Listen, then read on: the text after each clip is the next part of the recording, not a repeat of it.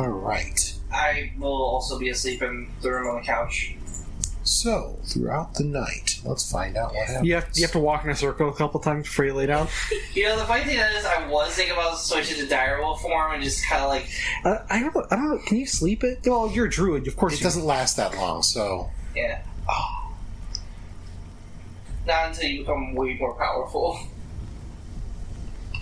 Okay, I figured it. I want when you change into an animal that, like, the animal is then wearing your clothes. You'd think something like that would happen, but it's kind of lame, actually. The clothes just, like, become part of the mass of the animal. No, the clothes become the fur. Well, if it's Yeah, in or Twilight, whatever. their clothes just burst. And they have to get new clothes. Yeah, well... Which that's not good for... They violently explode. This is going to be the second time I bring it up. Or, like in Animorphs. It's like Like, it setting mentions off. in there, doesn't it, that, like, he needs new shoes all the time because his shoes just, like, tear apart. It's like setting off a gram of TNT on your person. You should just wear like flip flops or something. Well, those would break too, wouldn't they? Yeah, Take but off. I mean, They're cheaper. Yeah. Sure. What about those, like... I would just walk around barefoot, honestly. What about those awful, But that like, give it toe away. shoes? Alright, yes, because that's what everyone here we go. thinks. So, Lucas, what is your HP? Oh, boy. Crap. Wrong thing. You are dead. You took too Yeah, long. super dead. You've been gooped. Total? You've been good. 18. 18. Are you immune to sleeping, or are you just not have to sleep? Ooh, let me check. I think I just don't have to sleep. Yeah, I think that's the case. This whole time we've been with them, do they eat food? Yes. Yes. Okay, I was like, how did we, like, not know that they've been drinking blood? No, we haven't been. Well, I haven't been. I don't know about Lucas. I But mean, he took a shot earlier. we're dampiers, which means we're not full No, vampires. I'm So not immune to We don't sleeping. have to Okay, drink so blood. false. We can Yeah. sustain ourselves with food. Okay. But we do still feel It was the thirst 19? sometimes. 18. 18. 18. Somebody gonna try and drink my blood. Remember, I also does that affect my alarm spell? I mean, Where did you put the alarm? well, around the four corners of the room. Okay. So like the entrance of the door. Hold on, let me go to the spell real quick. Did you? I was just mainly asking. Did you cut off the closet, or did you go through the inside of the closet? I went. I guess I would go not the inside of the closet, Okay. but around it. Then in that case, instead of falling asleep, you get a chance to do something before that happens. Roll initiative. Okay, one sec. Just start screaming. Yeah. At this point. You open your mouth, and the noise that the alarm sound makes in your head comes out of your mouth. Yeah. 19? 19. Okay. You hear your alarm go off in your head. Okay.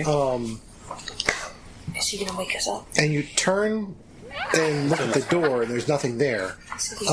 But you see, being alert, you look around and notice that the closet door has opened a little bit. And you see a green, long hand reaching out and pointing in your direction, about to try to cast a spell. Okay, prepared action. The sword comes out of the bag Okay? and attacks the hand. All right. Make an attack. Does the sword... I thought the sword has to make the attack. I'm not wielding it. Oh, you're not wielding it. The sword No. doesn't It was the attack prepared... The prepared action is the sword to come out of the bag. Oh, so you're prepared to take the sword or out of the... Wait. You had mentioned that I could tell the sword to have a prepared action to come out of the bag. No. You can make a command word that if you say it, it makes the sword come out of the bag. Okay.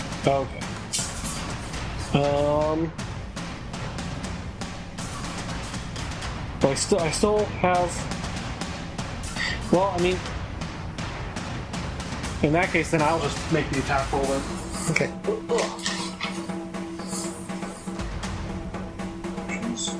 Just imagine, like, we're both, like, we're also just hearing a massive magic explosion, like, We're just like, Brittany and Lucy are just still having their book montage. meanwhile in the background there's a epic fight going on in the room. but it's like silent. 19 to hit. It's happening in his head. That's gonna hit. Alright. It's all in the head. Roll damage.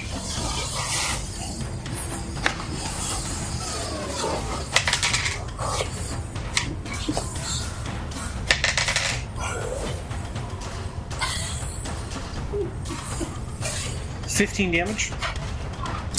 All right. You chop that hand off.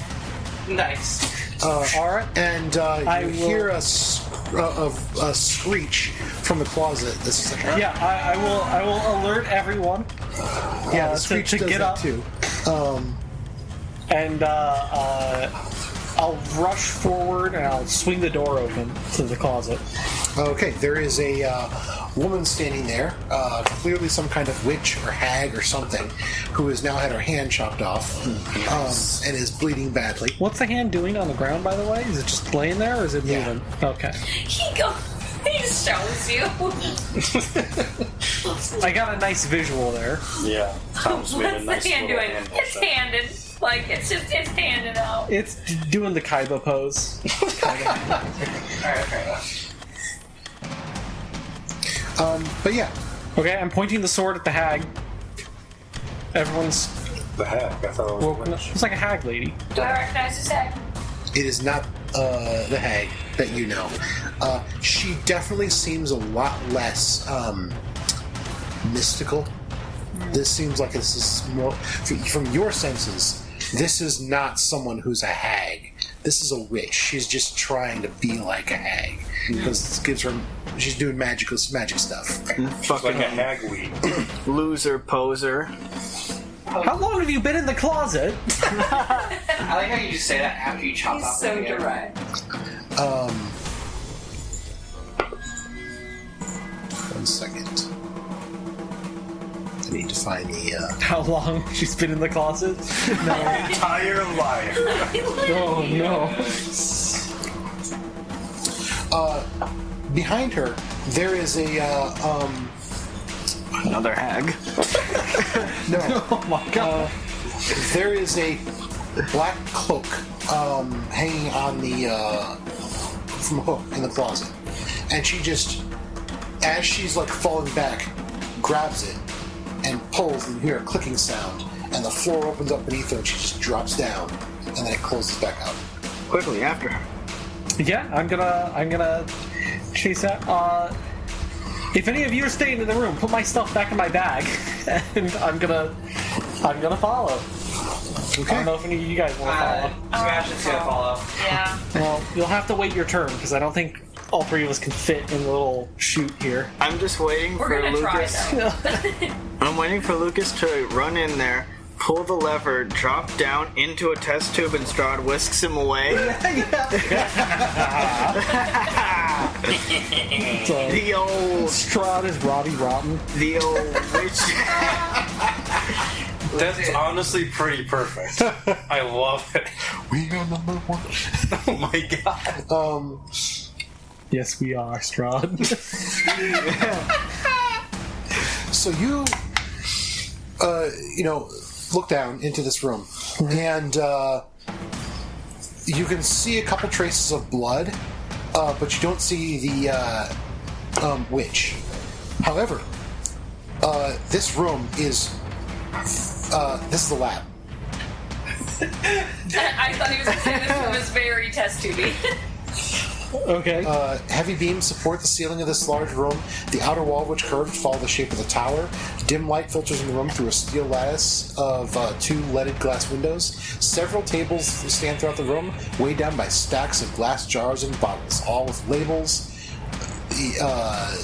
there's all sorts of alchemical equipment and stuff like that. One tube says Lucas.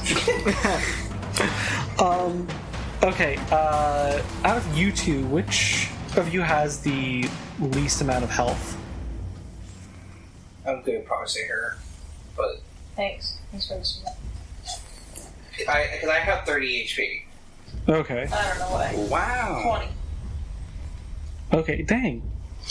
Alright, never mind. I'll do it to myself. I cast heroism on myself. Jeez. Do I have to roll how much I get, or is it just temporary hit points equal to your spellcasting ability modifier? On myself. Okay. Yeah. So I get 4 temp HP. And so you're following? Yeah. Okay. I'm following after as well. Okay, so this room, there is a door immediately to your right, and then on the other end of the room, to the right, there's another door. So there's 2 doors on the right wall. Real quick, I'm also going to cast shield on myself. Okay, well, that's a reaction. That's reaction. Yeah. Oh yeah, it is reaction. Dang. Alright then. Never mind. I said nothing. Continue on with your description. As you come down, you do see that, there's, where is it?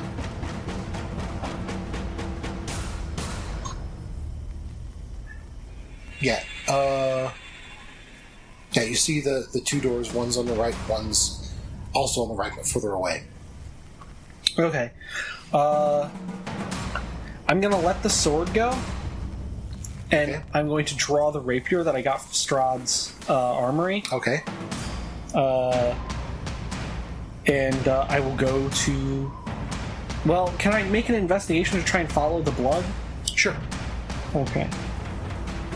Okay.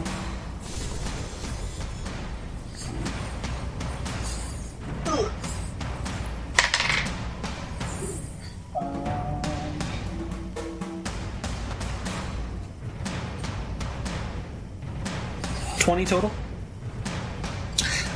Okay, yeah. You can see some of the blood.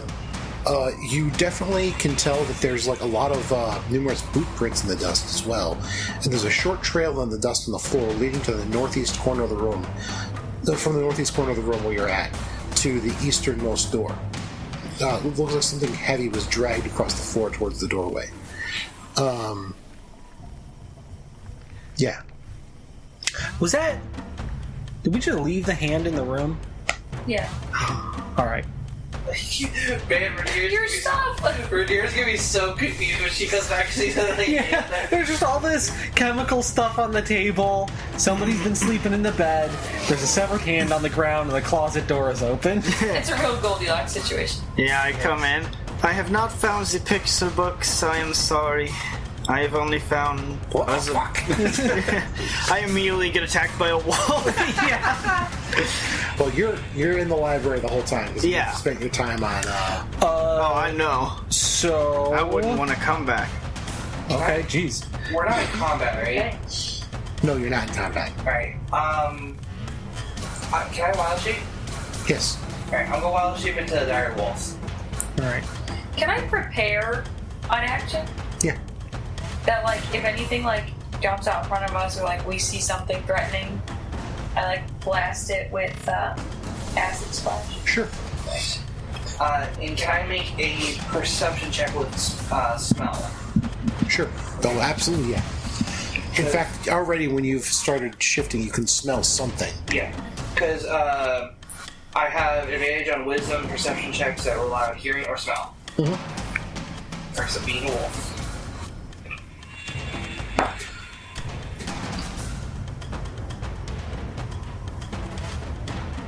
Actually, can I change that to shocking grasp? Sure. Is that a touch spell? Do I have to touch them? I don't know. You have to touch it. Then that's not gonna work, because I was looking at the, distance, because the other one's only 60, so I'll do the one that I have. Oh, max. does Shocking Grasp have a longer range? No, it just Remember, it says touch. Oh, It's okay. D&D spells, so something could be called Shocking Grasp, and it could be the enemy has to hear you or something. So I'll do chill touch, because that one has the furthest Okay, distance. yeah. Ironically. Yeah, and you were just saying. Chill Touch is not a touch spell, despite it having touch in its name. And does not do cold damage. Does not do cold damage. Perfect example. Yes. Do I use my own perception skills or do I use The wolves. The wolves, okay. 18. Well, whichever's higher. 18. 18? Alright, so, I call Chill Touch Lich Slap. yeah, you immediately smell that there is a strong, pungent scent coming from the door immediately to the right. Pungent. Is that where the blood's leading to? Yes. Okay. All right. In wolf, I'm already at the door. I'm Yeah. ready to go. I get next to you just to be ready to pounce on whoever's there. Okay. Basically, I'm trying to get in the way to make sure to be like, whoever is on the other side of the door, I'm pouncing it. Okay. So we stack up. It's me, the sword, the dire wolf, And then, and then the girl with your spells ready. with unlimited power. All right. They all walk into a bar. I kick open the door, and by kick open I mean I push it open with my hand. Okay. Inside, you see a big cauldron. I was gonna get gooped. Green glowing wisps of steam bubble up from a fat black cauldron Witch's brew. in the center of this dark, oppressive room. Surrounding the cauldron are several tall wooden stools. Several. How We're tall? going to eat you, That implies that there could be more. right? They're going to cook you. Yeah, and eat me. Right? I was gonna get gooped. They. It's the Sanderson sisters. Nobody laughs at my jokes. I don't understand. You got a from me. It's too heady. That's why I don't even. I I don't had laugh. Jokes are I'm too like, highbrow. I had a little mental laugh because I imagined you said Sanders and I imagined Bernie Sanders sisters. It's just a bunch of Bernie Sanders in there. See, that's funny. That was funny. So,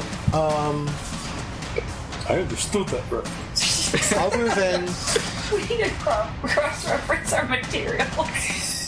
other than the cauldron, you don't see anything else in the room. All right. Well, the cauldron in the Are we assuming that the blood came from the witch? Yes. Okay. I cast detect magic. You detect quite a bit of magic. All right. Straub's I castle. want to start.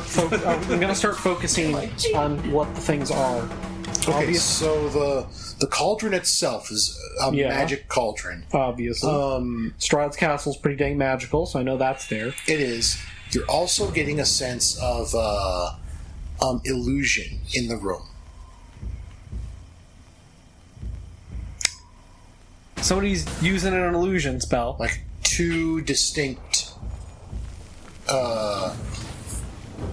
like illusions in the corners and one off to the right, but you don't have an exact position. Okay. But you definitely can sense someone's make an Arcana check. Oh, Arcana check. Okay.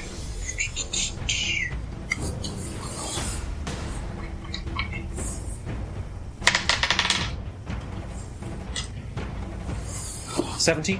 Yeah, that's a telltale sign of someone using invisibility. Okay. They're invisible. Back to my inventory.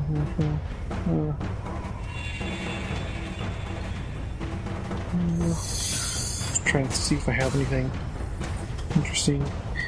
The cauldron's too big to kick over, right? Yes. Figured. I can't detect exactly where they're at. No.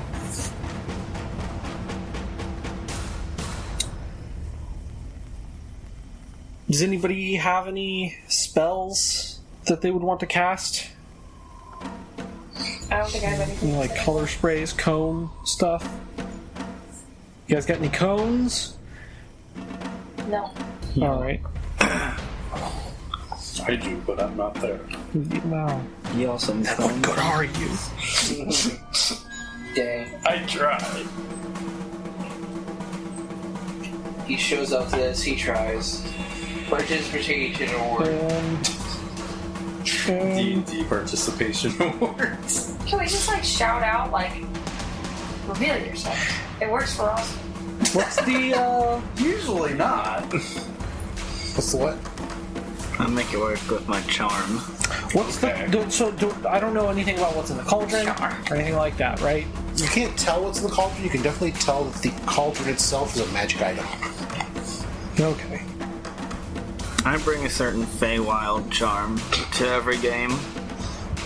Okay, I guess I'm just gonna give it a shot, and I will swing towards one of the corners of the room.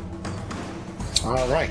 Let's see if you can. Like the one on my left, I guess. All right. Let me look up this really quick.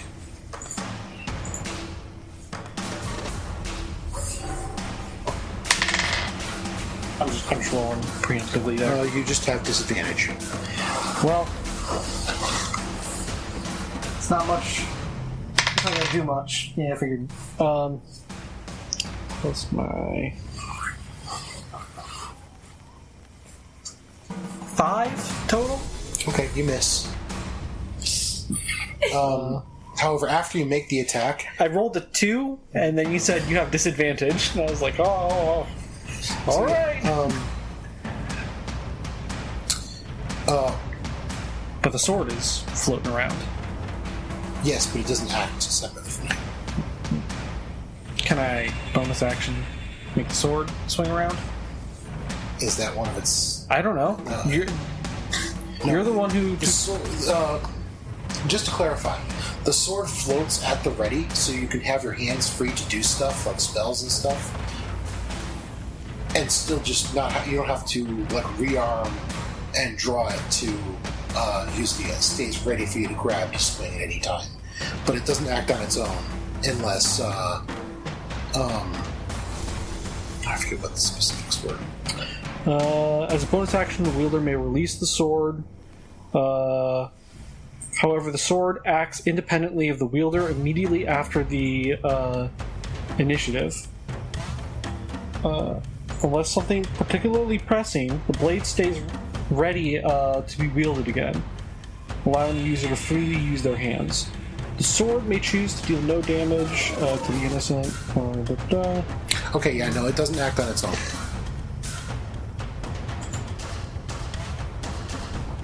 Can I do anything? Can I just like? Blast Yeah, the room I mean, with that's all I got. magic. So anyway, I started blasting. Does Sebastian smell anything? Well, We should have had him like sniff the arm and be like, "Here, boy, problem with a it?" lot more is going to happen here. Yeah, which is that's what I'm clarifying waiting. what's That's what going I'm on. waiting for. So yeah, you attacked and missed.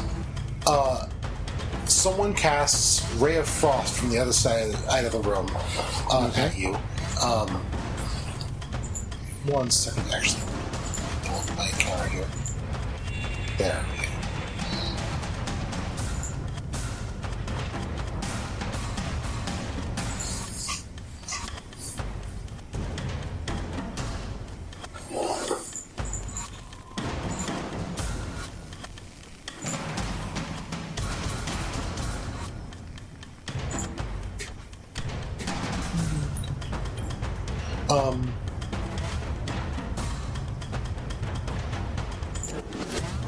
Just so I have it done, can you guys roll initiative? Yes. Not me, right? No, not you. Okay. Yeah, you guys are currently doing Yeah. a bookworm session. Yeah, I'm peacefully reading my books. 19, Alright. which I'm pretty sure that's what I had before. 14.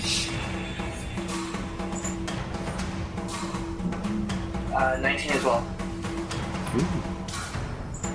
Did you add something to it? Yeah. Am I supposed to add something to it? There's an initiative thing on your Yeah. This is Or why she I had like a get plus those 5 or jokes. initiative. I don't know jack crap. At the very top, I've got a +1 in my initiative. So 16. Still at the bottom. Well, there's worse things to roll bad on. Yeah, and Yeah, also it's not that's- it's not necessarily a bad thing to be last in the initiative. Yeah. I would know this. All right. So, Witch casts Ray of Frost in your direction. Okay. It's Whose direction? My direction, I assume. Yeah. So I just go there. and that is 18 to hit. Ooh, that barely hits. Be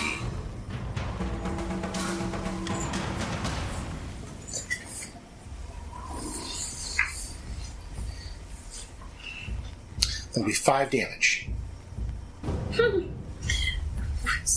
Poor guy. All right.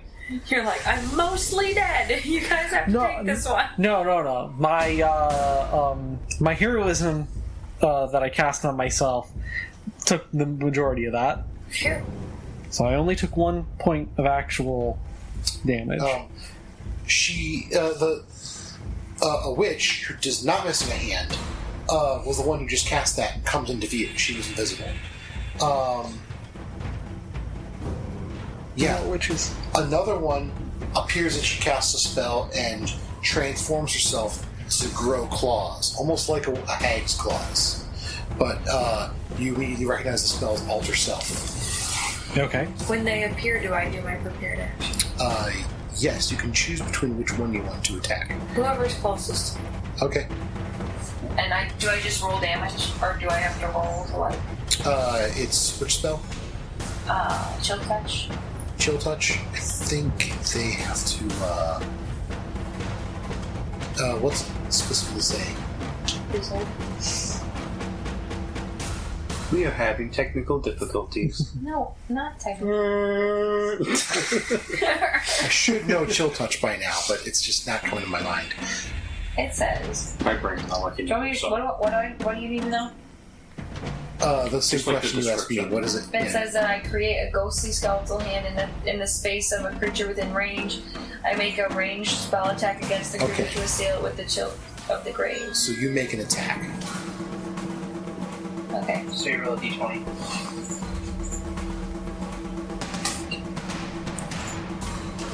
Do I add anything to it? Yes. Yep. Your spell attack bonus. Spell attack. Oh, sweet. 17. All right. That's going to hit. Ooh. Full damage. 8. 8 damage. Okay. I have yet to be set loose. All right, Lucas, your turn. Okay. All right. I will grab the floating sword.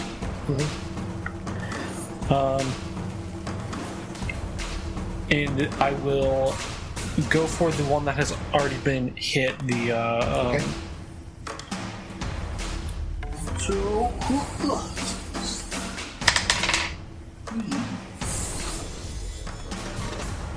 11. That's going to hit. Wow. They have no AC. Yep. Thank you. 10. They were trying to grab. Play it where it lands. They were trying to grab a sleeping amnesiac. Since he wasn't sleeping. Yeah. 12 damage. You kill her. Oh, Whoa. she's dead. There's only 2 of them, right? Or 3. That we know That of. you saw. But neither of them have their hands cut off. Right? Correct. So that other one that we. And there were several stools. Yes. Sebastian, your turn.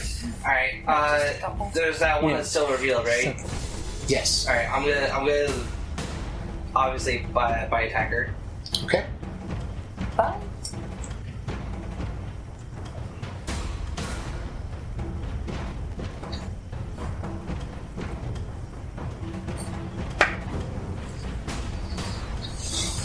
Okay. Position in the room. Because I figured we're in. How big is the room again? It's only about 10, 15 feet Okay. across. It's not huge, but I'm going on the assumption that I'm next to Lucas, and I have pack tactics, which means I get advantage on attacks. Okay, yes, it is that close, so yeah. Because it's within 5 feet. That's better.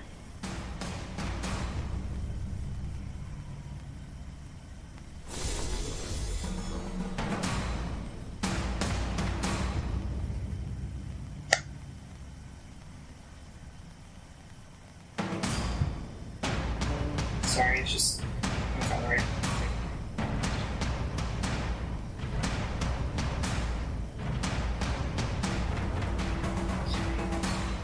$13. That'll hit. Sick. So, right, really. 2d6 plus 3.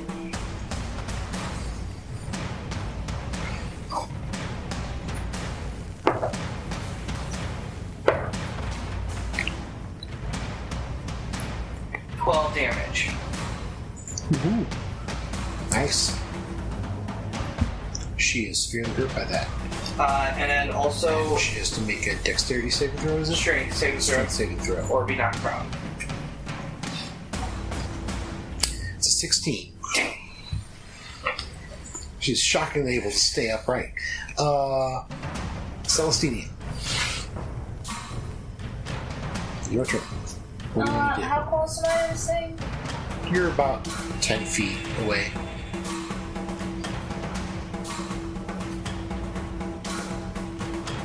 Okay.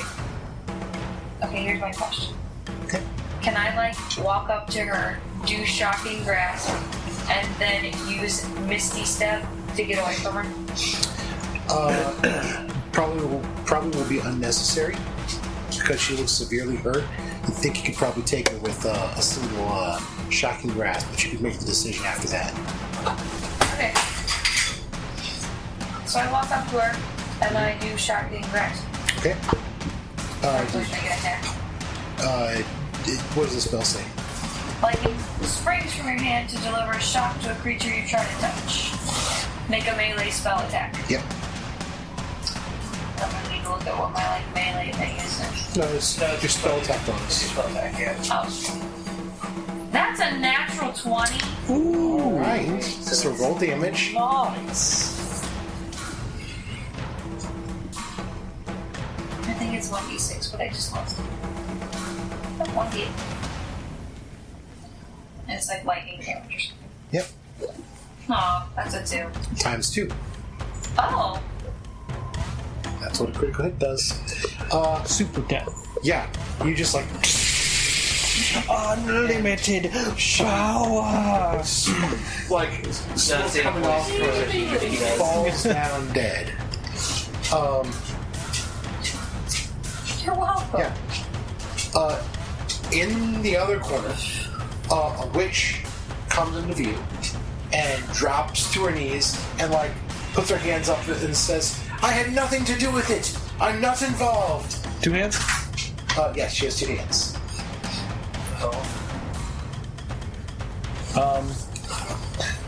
What's the sword gotta say?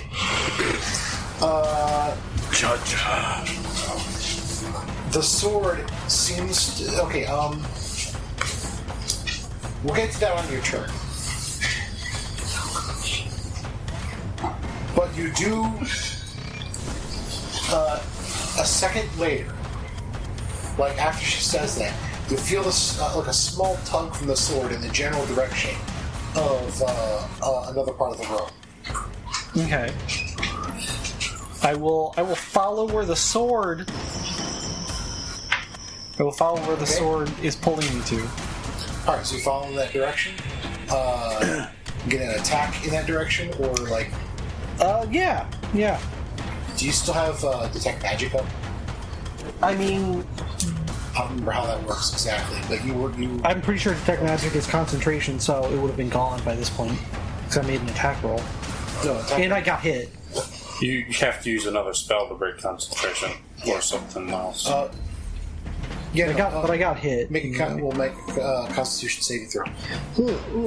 Beat 5. Oh man, Wouldn't it really be got to kind roll high for this one. Would it? Yeah, it's 10 or half damage taken. Oh, 10 or half damage taken? Okay, beat that. Whichever's higher. 9. Oh! Okay, so yeah, Detect Magic was down. Go ahead and make an attack with disadvantage. What is that?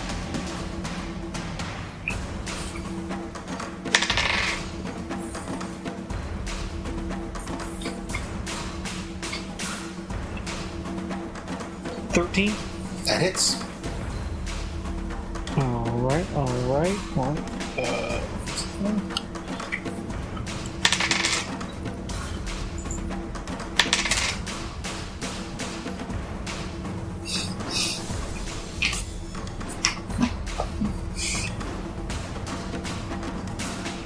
12. Okay. You're doing a whole lot of 12 damage. Oh, wait, All what? of a sudden, you swing your sword into the corner of the room, and all of a sudden, suddenly visible is the flying off head of the one-handed witch as her body drops to the ground. Nailed it. Okay.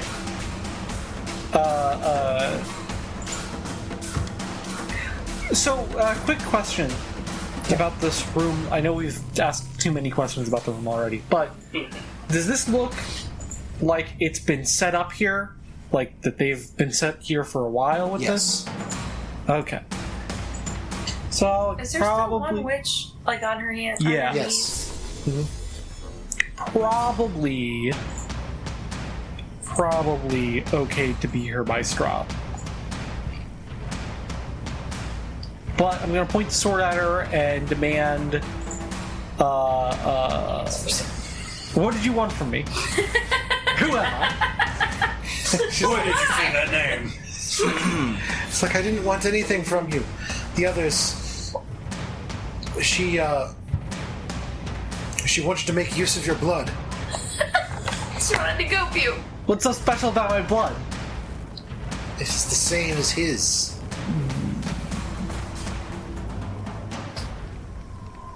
Okay. I said it was too risky. I'm sure you did. What did you want to use his blood for? Yeah, that one. I wasn't going to use it. Not I you, don't but know them. The dead ones. The dead ones. What was the plan? We were going to try to use it to attach ourselves to Strahd, to give us some more power. See, now she's saying we. I wanted nothing to do with it. We were going to use your blood. Okay. We have each been trying a different method to do so. What else have you tried? Many things, none have worked. Why should we let you live? Yeah. I can answer questions about the castle. I can tell you how to use the cauldron. What's in it right now? Supper? Yikes. An attempted a potion of healing. An attempt? It is incomplete. What's Does it it still need? Uh, Your blood. more of the casting of spells to hopefully do it. There's risk every time it's made. Okay. I say we kill her. Sebastian? I'm in wolf mode. I'm at this point. He's ready to He's just growling. He's. Okay. I want to see if I can make an intimidation check on this hag. A voice says, I think you should let her live. And you immediately turn to the right, and Strahd is standing right there next to you, leaning against the door frame. Well, I don't like the prospect of being tested on. Gooped. I don't want to be gooped. But Well, yes, it appears that he nudges the head of the dead one. It appears you've gotten your revenge for that. Alright, I'll put the sword away. And I'll say, alright, It's your castle. Oh, don't feel as if I'm giving a command or anything like that. I don't. You can make the decision yourself. I did. Technically, it's your castle too. This is... And I have strict rules as to how guests are meant to be treated, he says as he turns and looks at the witch. Well...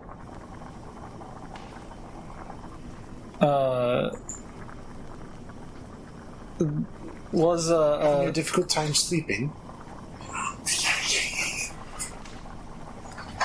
well, I wasn't sleeping. Just the vampire to the dampier. Okay. I see. So you prefer the other cycle. I was in the middle. I was in the middle of something. Oh, I apologize then that your rest was your activities were interrupted. Says, I can assure you that it will not happen again. I hope not. Now, if you'll excuse me, I'm gonna walk past him. Mm-hmm. How the hell do I get out of here? He points to the let's see, because this is the open.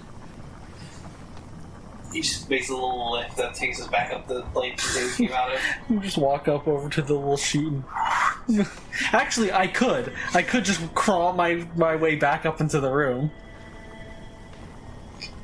And just you Do your wall jump. Yeah.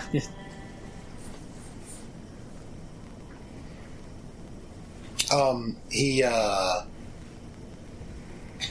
wait, yeah.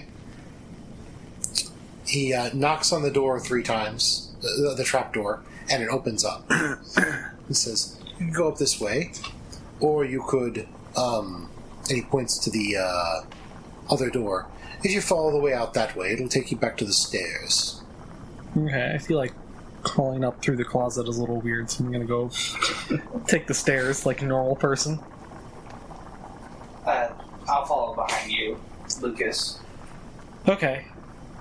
I'll give you some scratches. Good job. Just all the while, kind of just like staring at the hag menacingly, or it's just like if I can do it as like dog eyes, just like I'm watching. Yeah. So You can't do it, but she knows. as you guys start going, Strahd turns to Celestina and says, "And how are you doing, cousin?" I've been better. Yes, well, unfortunately some of my servants are a bit overzealous in their pursuit of power. It's a running theme here in Barovia. Do any of them threaten you? Oh, all the time. And you let them stay? Well, the ones who threaten are much less dangerous than the ones who keep secrets. But I let them play their games. If they're successful, then maybe it was meant to happen. Maybe I can finally find someone worthy of taking my place.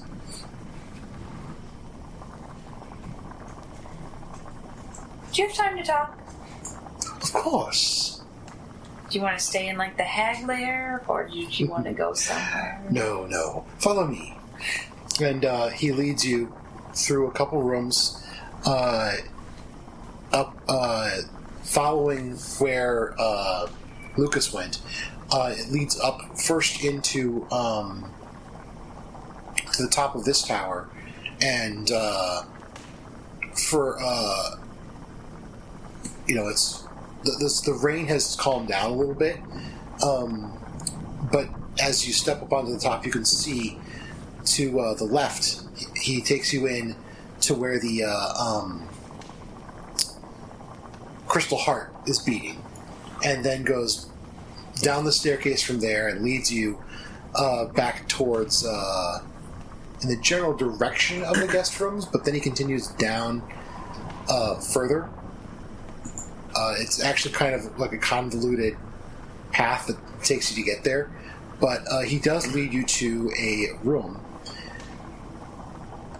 first,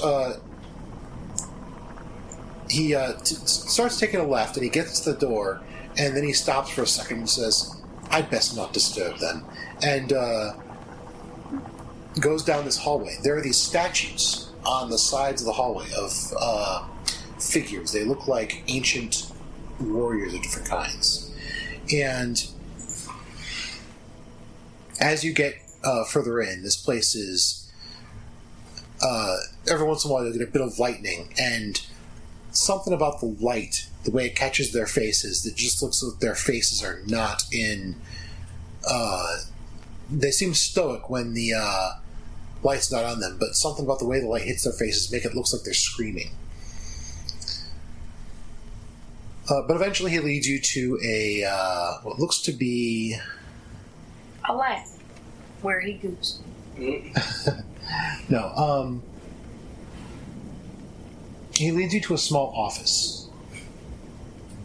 Ooh, to the principal office you go. And inside, there is a,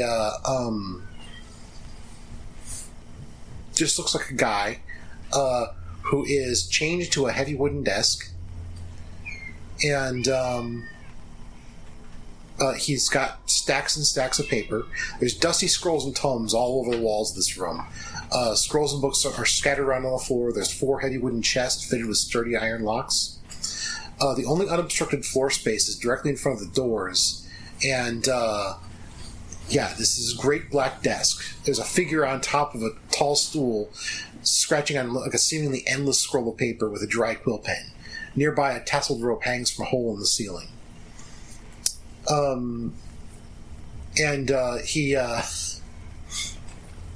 He looks up at Strahd and says, "My lord, can I help you?" And he says, Strahd says, "No need. This is my accountant." He continues on and leads you to what looks to be a throne room. Mm. When we pass by the crystal heart, I say, "What's this?" Ah, yes. That is a, well, it has a few names, but it is a safety net for me. Explain. Well, I wouldn't normally give a weakness so easily away, but I figure family and all. This is the Heart of Sorrow. It is a powerful magic item that was, well, someone who was a friend at the time helped me craft it. If anyone attempts to hurt me, the heart takes the damage instead. What if someone destroys the heart? Oh, it would cease to function. But nothing would happen to you? Oh, no. So just extra precaution then. Exactly. It is, crystallized life energy that is connected directly to me and the tower. Where did you get the life energy?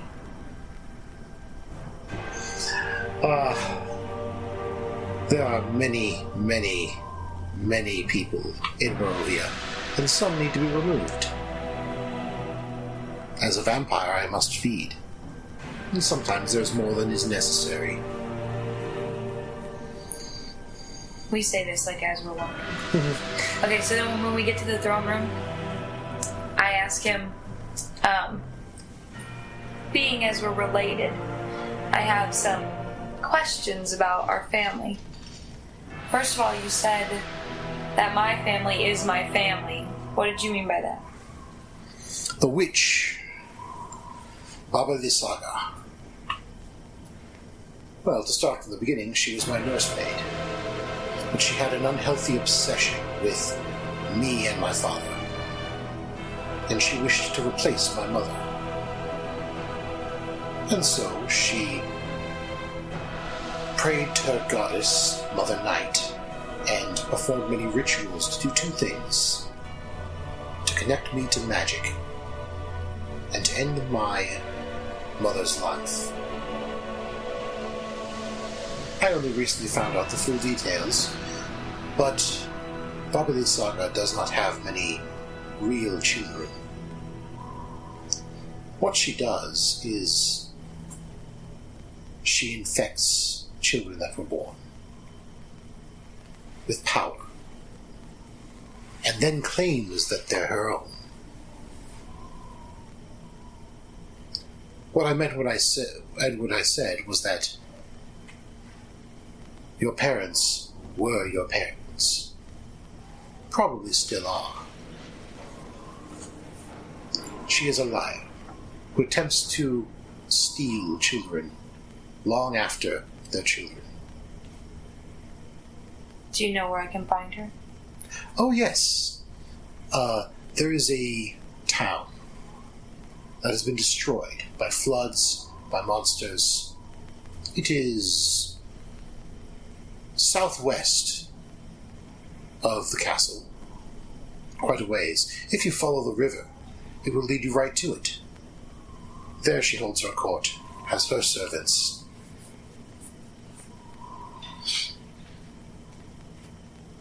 How exactly are we related? I believe, and he walks over to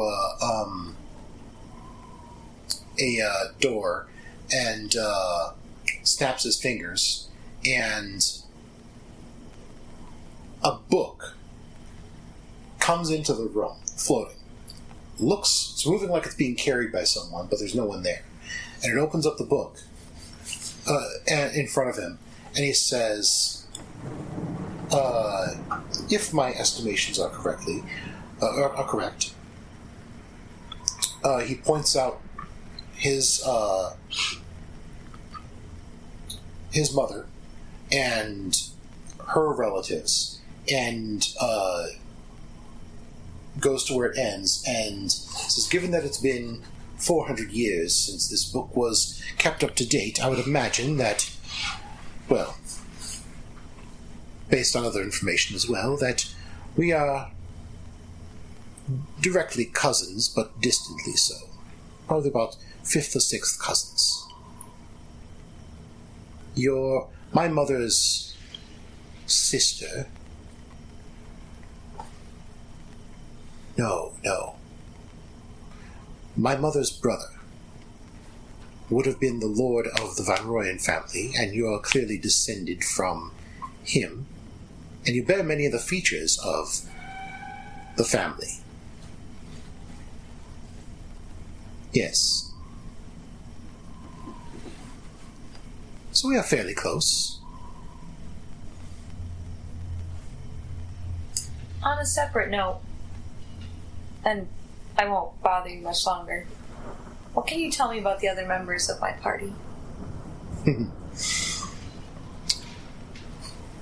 Well, you've probably heard most of what it is. But I would be wary of the so-called monster hunter. You see, there are nearby countries, and there is an organization known as the Kargatane. I once had a friend here in Ravenloft, in Barovia, named Azalin Rex. He was a powerful wizard who could no longer learn magic. And he and I made many attempts to escape this place permanently. We built a device that was intended to help us get away. Instead, it split me into two, and I thought that the other half of myself had been killed, although it seems to have reformed. That would be your friend Lucas. However, Azalin Rex left and formed his own domain, known as Darkon. And just recently, he attempted to build the device again, and sacrificed hundreds of thousands of souls trying to escape Ravenloft. I'm fairly certain he failed. But Darkon, his domain, is fading into the mists because of it. The Cogatain are the secret police of that country. And I suspect that they are attempting to, steal some artifact or blood or something from me to preserve their country until their lord returns. You're a relative, and blood means something, so keep an eye on him. That Lucian Alzarius, if that is even his real name. Yikes. My last question. Do you have any advice for me going forward? Well, yes. Get your revenge. Find out what remains. And explore the power that you have been given.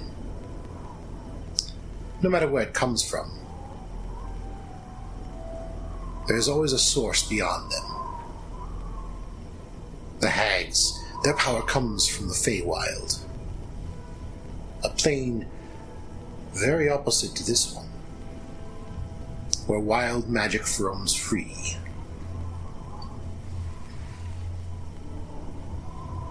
I have gained my magic through training, through study. Yours will come to you naturally. And you will be able to shape things. And eventually, perhaps you would have your own domain. But wild magic is one of the potential ways that we research to escape this place. That would be my advice. Try to learn to control your magic. To learn to what reaches you can extend it. To find your limits and push beyond them. Yes. Well, thank you. This has been most enlightening. I'll see you again. Of course. I go back to the room. He snaps his finger, and another unseen servant comes with a candle to lead you back. Thank you. I was worried about getting lost. All right. And that, Was it a Lucian, was the epic novel I just read. Was it not entertaining, enthralling? It was quite enthralling. I feel bad I for should anybody. know. I feel bad for anybody who knows of the novel but does not read it. Truly. I should mention that the unseen servant does lead you through the study, and so you walk through the study on the way up, and you see the two of them just with books everywhere, Yeah. stacking through books, looking through the library. You hear that when you walk in? I just skirt by. Don't tell them because then she'll want the bed. You're partied up with a bunch of nerds. It's true, it's true. Alright, so you all have your stuff handled for the night, I think? Mm-hmm. Yep. And, yeah. I one more thing. I cast a message on Wick and just see if he answers this time, because now I'm curious. I go, Strahd, I'm pretty sure you can hear. Do you mind Are if you I... casting message to Strahd or to your owl? Well, I don't think I can cast it to Strahd, can I? Yeah, I think you have to know see him. Does it have to be line of sight? I You think point your does. finger towards a creature within range, which is 120 feet. Okay. You can probably just talk out loud. Yeah, I was. Yeah, I mean, he could do that he anyway. keeps hijacking my messages, so I figure he can just hijack it between me and Wick. And I am going to go, Strahd, do you mind if I borrow some books? I do not have enough time to read them all, and they are quite interesting. I would like to read them on the road. There's not a response. Silence is not I no. will Say this is a yes. I will take your silence as a yes. I will take not a care no. of them. It's definitely not It a is no. not a no. I take very good care of books. Just all of a He sudden, goes, "There's a sequel to that epic novel?" just all of a sudden, like in the morning, like you don't even realize it, but they're stamped with shot like a library card. It's like returned by X date or Forfeit your soul. Yeah. Late fees are percentages of souls. Percentages of souls. What happens if you go over? Yours and your friend. Yeah. Yeah. Well, loved ones. All right. So we'll cut it there. They contact your next of kin. Yeah. Like, by the way, you owe part You of owe yourself. some of your stuff. So, Celestina. It is now pretty late. Rainier and Lucian are in the study, and in this night, Lucas has been working on some sort of device or something. Sebastian's finally starting to nod off and go to sleep. Am I the only sleeper now? No, you're not. Who else needs sleep? Sebastian, instead of feeling sleepy, however, you feel very awake for some reason. You don't feel sleepy or tired at all. And you hear something on the edges of your hearing, almost like a whisper. You can't tell what, and you don't recognize the voice, but there's a whispering, and you feel almost drawn and pulled to get up and seek it out. Do you? Of course, yeah. Strange sounds in the middle of the night, like, that's my norm. Like, So you just start walking. I have to confirm first that it's not Rainier whispering to me through Wick. Yeah. There's no owl nearby. No, you start walking, and you just start going through the castle. And it's strange. Like, technically, this is for your family. You're supposed to be here. And eventually it leads you down a set of stairs, and you go down into a room. It's strange. There's a lot of stuff around that doesn't look like it's been in use properly. It doesn't quite make sense. There's things that look like they should be in use, but they aren't. And as you go lower and lower into the castle, it gets worse. But you end up going down this long staircase. It's very long. You're getting near the base of the castle. But you come to this strange little room that has, it's about 30 feet square. Do I feel like I'm, like, a stronger, like, the voices are getting stronger, or... Yes. And you look around the room, and you can't see where it's coming from. And there's about a 20-foot tall ceiling, and there's a stone brazier in the center that is burning fiercely. But the flames are pure white, and it's not giving off any heat. There's these 7 cup-shaped indentations around the edge of the brazier, and within each one is a different colored stone. They're about the size of a human eyeball, or twice the size. No 2 stones are the same color. Overhead, there is an hourglass. It's about 10 feet above the brazier, suspended from the ceiling, with iron chains. All the sand is stuck in the upper portion of the hourglass, and none of it's run to the bottom. And written in glowing script around the base is a poem, or a verse. Now on each side there's 2 9-foot-tall iron statues in these alcoves facing the brazier. They're horsemen with spears. So as you get closer, you can see that the writing on the base reads, "Cast a stone into the fire. Violet leads to the mountain spire. Orange to the castle's peak. Red if lore is what you seek. Green to where the coffins hide. Indigo to the master's bride. Blue to ancient magic's womb. Yellow to the master's tomb." And you get the feeling that the indigo one, when you think the master's bride, in your head it clicks that you've been tasked to retrieve the master's bride. And you start to get the idea that even though you don't have a lot of training in magic, you're getting the feeling that this type of thing, this room, it's magical in some way, but based on the way that the things are phrased, you're pretty certain that this might be a teleportation thing. So why is Strahd sending you to get this person when he has a teleporter to her? I was thinking just that, actually. So you have a couple things that have drawn your attention here. You don't know what it is exactly. You don't know where these leads. You don't know where these all lead. However, some of them make sense. What did the, back with the Vistani, I think it was, when we talked to their leader, what did she say about, like, there's, like, people that could help us, like the army or something? Yes, there was something with that, but, yeah, there's a, let's see, like a haunted house or fortress, and they were revenants. Someone who was willing to stand against Strahd, but nothing here seems to indicate that specific one. But I just didn't remember if there was a place that went with that.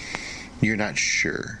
There is a place, and, yeah, not listed here that you can tell, but it could still be. Yeah. There was also something with the cards, the card reading, that there was something at the top of the tower of that place. Yeah, so there's the green one, Indigo to the Master's Bride. You know, you've got all these options here that are potential places to go, if this is what you think it is. Yeah, you've got Ancient Magic's Womb, you've got Yellow to the Master's Tomb, which might probably take you straight to Strahd's tomb. Why would Strahd have a tomb if he's not dead? Oh, well, he's a vampire. He kind of is Sleeps undead. there? So that's another place in the castle, I'd assume? Yeah. You feel drawn to do something with this. You're not exactly certain what, but... I'm thinking Indigo, but remind me of what the one after that one was before the Master's Tomb. There is Blue to Ancient Magic's Womb. That's tempting too, because I can learn more about magic. Okay. I pick up the Indigo one, and I lightly just, like, toss it into the flame. Okay. After a couple seconds, the flame changes to indigo, and sand starts falling through the hourglass. Wait. Is there any way that I can, like, message somebody what I'm doing before I leave?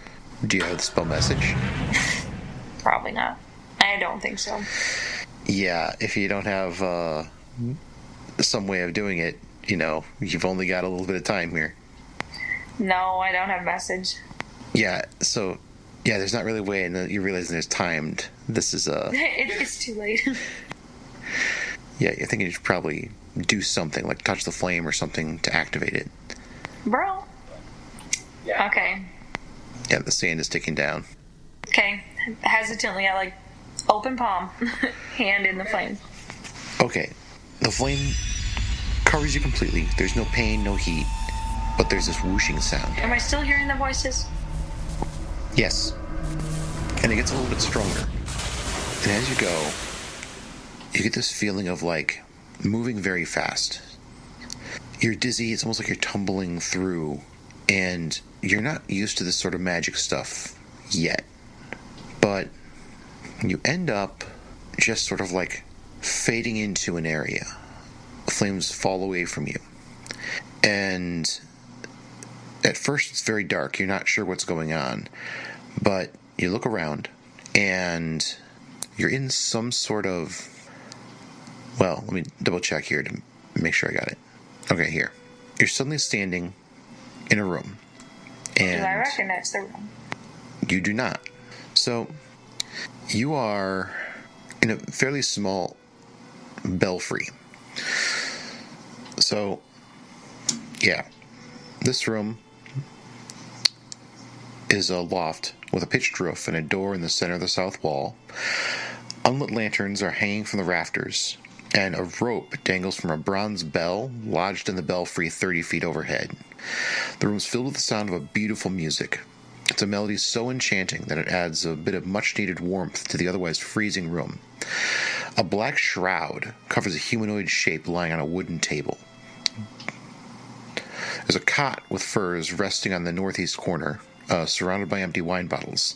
An oil lamp burns atop a table nearby, silhouetting a squat creature that has 2 heads. It sits on the edge of the cot with a vial between its legs. With a crustacean claw-like appendage, it grasps the neck of the instrument while gently running a bow across its strings with its human hand. And, after a couple seconds... Is it like a living thing, or...? Yeah, it's a living thing. Okay. He's playing the violin. It's about 4 feet, 7 inches tall. His right head is fully formed, but he has another head right here that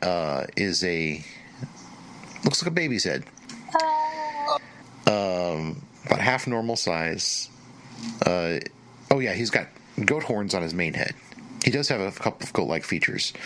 His left head is about half normal size. There's a soft cherubic face, partly covered with crocodilian hide. He has a crab's pincer in place of his left hand and a bear's paw where his right foot should be. He's wearing an ill-fitting monk's robe and a belt made of hempen rope. He suddenly stops and he looks at you with these wide eyes. He's like, hello? Hi. Where am I? The Abbey of St. Markovia. What is that? It's in Kresk. Oh! Is there... Can I do anything for you, my lady? Yep. Strahd sent me. And I'm here to get his fiancée. His bride. Of course. She's down in the, she's downstairs in the main hall. He seems to be almost like a little stumbling over himself as he tries to get this out. He tries to put his vial away. Yeah, he bumps his other head. The other head just sticks out its forked tongue and hisses. Then it closes its eyes again. So he's like, sorry, my lady. I was expecting someone else. And what is your name? Oh, my name is Clovine. Clovine Bellevue. Wonderful to meet you, my lady. And he starts moving over to the stairs, gesturing for you to follow him. He says, she's down in the main hall. And he leads you down the stairs and into this... As we're walking, I ask him, do people often arrive the way I did? Oh, no, not at all. Generally only the Dread Lord arrives. And how does he go back to where he came from? I'm not certain. So he doesn't go out the way he came in? Generally, no. Okay. Because I'm assuming when I got there, I didn't see any flame or you did not. Stones. You were just in the middle of this loft. Okay. But he leads you down into... What happens when the sands run out? You don't know. He leads you into the main hall, and so the ground floor, it's this large 50-foot square room with these arched leaded glass windows. A cauldron sits on an iron rack above a fire in the hearth, while above the fireplace mantel hangs a golden disc engraved with the symbol of the sun. In one corner, a wooden staircase climbs up to the upper level, which is where you're coming down from, and in another corner, a stone staircase descends into darkness. Several chairs surround a wooden table that stretches near the length of the room. Wooden dishware and gold candelabras are neatly arranged on the table, standing behind which is a young woman and with alabaster skin, dressed in a torn and soiled red gown. Her auburn hair is neatly bundled so as not to touch her soft shoulders. She seems lost in her own thoughts. She's muttering. You think she might be praying.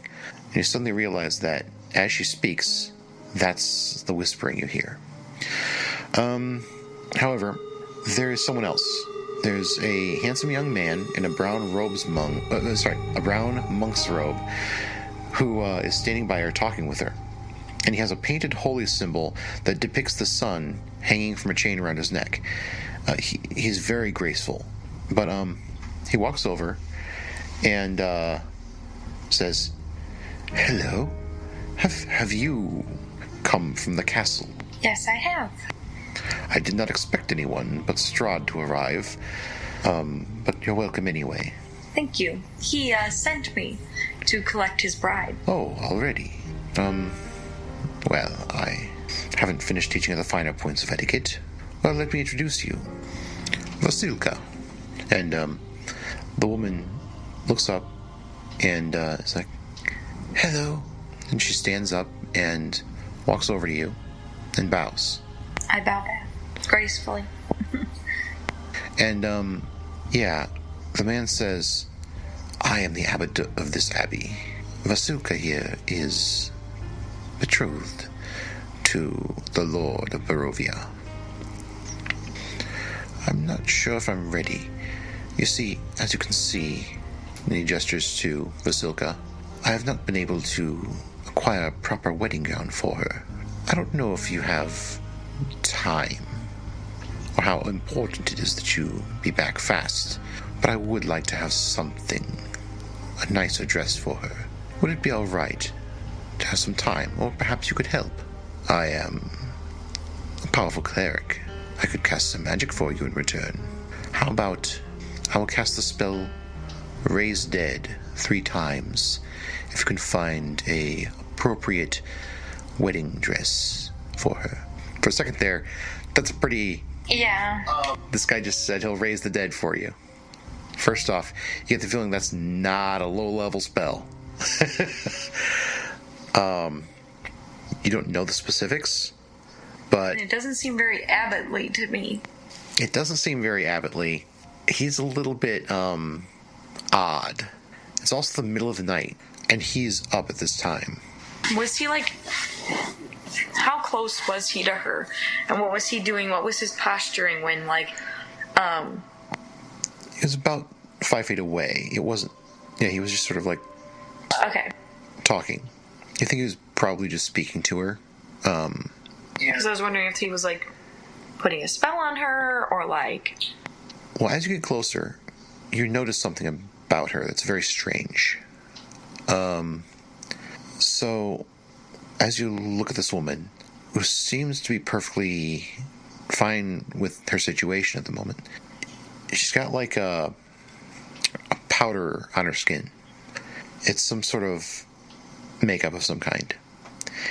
And there are seams on her body. At first they look like scars, but then you realize that it's stitching that goes all the way around. Even across part of her face, she's got the stitching. And at first you're, like, confused, and then you realize that the makeup is making the skin seem more continuous. Like, it's the same... You get the feeling that if you wipe it off, you'd have probably 2 different skin tones between each seams. Well, on either side of the seams. And, yeah. This is very, very creepy. But yeah, he's like, if there's anything I can do to help you, you can stay here in the Abbey, or if you're going to the town, there should be someplace that you can stay for the night. Oh, unless you don't sleep at night. I suppose if you're from the castle, it might be. And he starts almost talking to himself, and he goes back and forth between talking to you and talking to himself. And Valiska is the one who steps forward and is like, oh, he gets like this sometimes. Please, if you come with me, I can take you someplace where you can either rest for the night, or we could talk. And so, Sure, I would love to talk to you. Wait a minute. Am I in charge of, like, finding her a wedding dress? You just said yeah. Alright. Should we, like, go into town? Well, it is the middle of the night. True. But you could go into town if you wanted to. No, let's wait. So yeah, she leads you to a room, and she's like, this is where you can stay for the night. Now all of a sudden it's starting to hit you that it's the middle of the night and you're very tired. And all that strange awaken, it's starting to fade. You're actually starting to get tired now. But as you kind of get that feeling, Vasilka, she takes your hand, and she's very gentle, kind, and graceful. But when she does sort of take your arm, she's got a lot of physical strength that you didn't expect. Stronger than she looks. Yeah, it's not like she's gripping your hand really hard or anything, but she's definitely stronger than she looks. Some of that innate magic that you have is tingling at the edges of your mind. That, like, something else is going on here. You're kind of jumping around stuff, but maybe it has something to do with the reincarnation stuff. Yeah, I wanted to ask, like, homeboy down there, how many times he's raised people from the dead. I mean, you could still do that if you want. Yeah, because you could just go right back downstairs. No. I thought about it. I didn't. So she leads you and offers you a place to sit in a bedroom. She's like, do you need any water? How was your journey? Are you feeling all right? You know, she's very nice and generous. Funny, you don't quite get a sense of... there are some unsettling, semi-dangerous feelings from the abbot. Man. And from her, there's nothing like that. She seems like a protective kind of person. Like a motherly vibe? A little bit, yeah. But yeah, she leads you into this room, and yeah, she starts asking, you know, will you be sleeping, or do you have any questions, or anything like that? Let's talk for a little bit. How often does Strahd come to visit? Oh, every once in a while, he comes to check on my progress, to see how things were going. I don't have much experience with things, so, well, it's been a few weeks since I've last seen him. Your progress with what? Well, learning. Learning to be a proper queen, and etiquette, and various things like that. Why is the abbot the one teaching you? He's my father. As you know, the guy does not look old enough to be your father. And where were you born? Oh, here. And who is your mother? Oh, I've never met her. And how did you meet Strahd? Well, one day he came here, and I was introduced to him. And, you get a feeling that something's, you know, make a insight check. Please hold. That is a 19 plus 4 is 23. Okay. So she says, I was happy to learn that he was to be my husband. But something about the way she says it is like, for a second you're like, she was about to say something else. And she stopped herself. And you get the feeling that, like, is she planning something? And you seem to have a peg on her that, like, she's a very protective person. You're starting to realize that when she talks about Strahd, it's very practiced. This is something that she's reciting, not something that she's saying honestly. But she's lying in some form or another, whether she knows about Strahd, you know, that sort of thing. Do you really want to marry Strahd? So she says, that seems an odd question. And she says, yes, of course. Does that sound practiced? It sounds real, but there's definitely more to it. She sounds resolved. Like, keep in mind that from her perspective, you're a servant of Strahd who's come to deliver her. So that's how she's interpreting this. So keep in mind that if she's lying, that's something she has in mind. What would you say if I told you that maybe you didn't have to marry Strahd? She looks at you for a second, looks at the door for a second, and then turns to you. And this is, it's not intense, the way she says it. I have been recording myself. Don't worry, I'll fix it later. I'm being picked up on that. But yeah, so she looks at you and says, it is my purpose to marry Strahd. And you're like, something about the way she says purpose, it's like, there's something going on here. Were you created to be Strahd's bride? Again, she looks at the door and then looks at you. and then says, "I'm not supposed to know that." Who are we keeping it from? I whisper.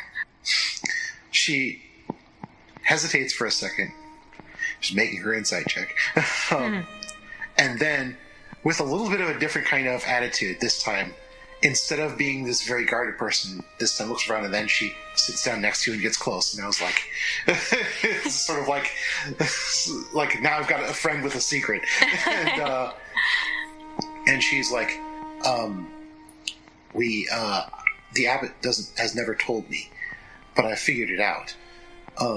I've only spoken to Strahd very little, but I have some of the memories of before.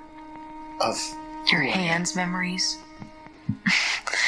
Your arm and legs memories? No, I don't actually say that. Like what kind of memories?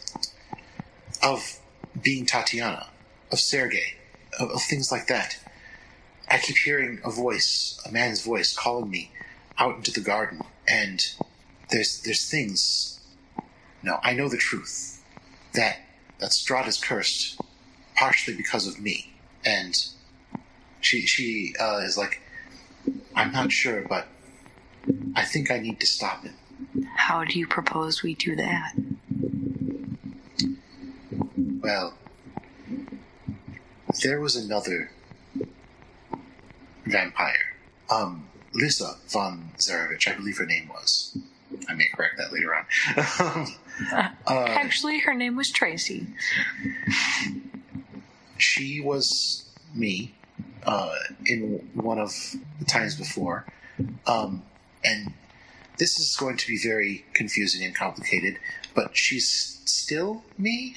The reincarnation thing is very confusing. You were reincarnated? Many times. Are you Tatiana reincarnated? Yes. I only vaguely remember some of the lives I've been through, but no. Lisa von Zarevich is... I was once her, and then I've been others too. This place keeps me from Strahd, keeps me away from him. It's part of torturing him. The place... Ravenloft doesn't let me go near him. But then how am I supposed to bring you to him?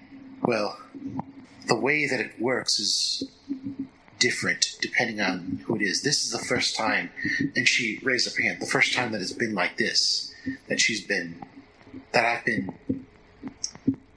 made for it. The abbot isn't human. He's something divine, something that's been affected by Strahd. He's able to do things that go against the way Ravenloft works. And... Is he evil? I don't know enough to say that. But... he made this body as an attempt at getting Strahd what he wants. That hopefully if he were to have a bride and have his Tatiana, that maybe it would lead to his redemption and Ravenloft would be released. I don't know that that's the case, but... well... Strahd has used a method to defeat a vampire before. And restrict her power. Lisa von Zarevich, who, once again, was once me, was defeated by Strahd, making... well... she gestures to herself, one of me, to seduce her. And the way vampires... well, when she drank his blood, he was poisoned with a potion that made it so that she can only stay awake for a couple hours each night. And so she can only do anything for a couple hours each night. During the day, obviously, she can't do anything.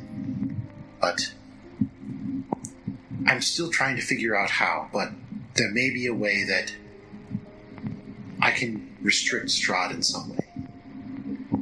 At the very least, if nothing else, I can make up for what I had done.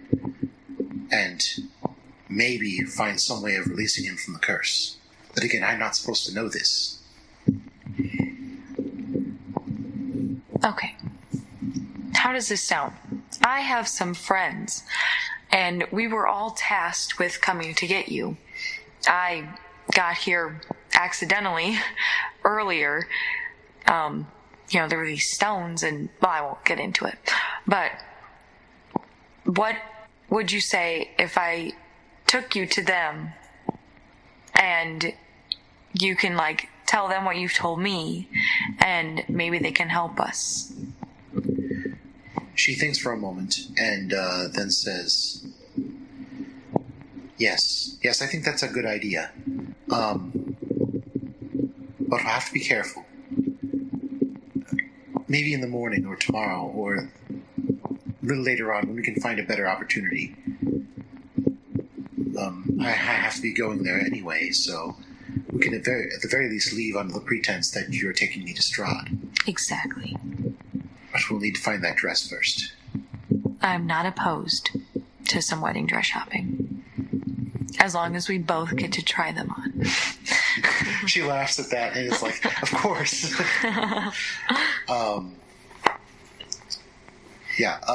She with you've kind of like made a plan here. You've got a potential goal here, and I ask her, do you sleep? Yes, but I don't have to. Nobody does. I sleep. I have to sleep. Where is your room? She's like, it's right next door, and so she's brought you to a room close to her. She says, be careful of people around here. The small ones, the ones who are misshapen. Leprechauns? No, they're called mongrel folk, I think is what they are, but they're all twisted. The abbot was trying to make some people happy, and it didn't work out how it should. It wasn't a good situation. Is that what I saw downstairs? Yes, Clovis. Yeah. Yes. I think we should stick together. Tonight. Okay. Do you want to stay in my room? Yes, let me go get my pillow and blanket. She's over. very excited at this. And, she goes to get her stuff. And, she peeks out the room, sneaks over to the room. And, but yeah. We chit-chat. Yeah, so she stays with you. And then go to sleep. Overnight. And, then, that's all. Sweet. All right. Thanks for listening, guys. If you like what we're doing, follow us on Facebook, Twitter, Instagram, Reddit. Everywhere. Spotify. YouTube. Yes. Patreon.com/actioneconomy. Your local library. We're still Tell looking all for a of your sponsor. friends. That's not a request. That is a demand. Yeah. No, that's the command or we will spell. find you. Quick, No, Sean will find you the roll difference. a wisdom save. I cast command. Rolling. Subscribe. All right. Goodbye forever.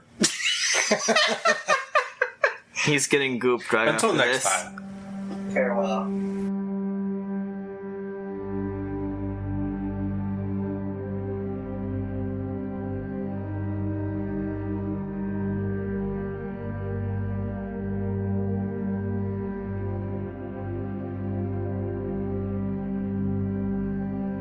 I am ancient.